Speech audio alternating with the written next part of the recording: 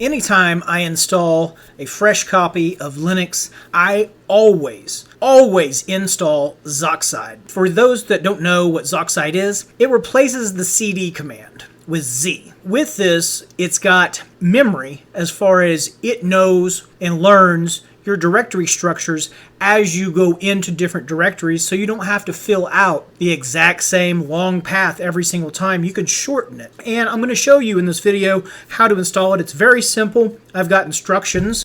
Go over to my website, impulsetechshop.com/guides. I'll have a link in the description. I've got the install guide for Debian, Fedora, and for Arch. Any of these guides are going to show you how to get it up and running from fresh install. And I'm going to show you a little bit of a demo. Now, here on the B-roll that I've got, you'll notice that the Z command doesn't know exactly where to go at first. However, as you start traversing all of your different directories, Zoxide is going to start remembering where you've gone. That way you can start to shorten all of the different paths. It saves so much time. It's so much more efficient than running the old CD command. Obviously, you see right there, you can hit Z-ho, and it'll take you to home. You know, you gotta throw that ho in there every now and then.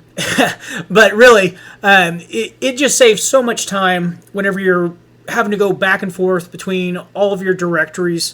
If you use this for a day, 2 days, you'll start to see how much time it saves you. And you'll wonder, why didn't I ever have this before? This is the ultimate go-to, very first thing you install as soon as you get whatever distribution installed up and running. This is just perfect. All right, that's about it for this one.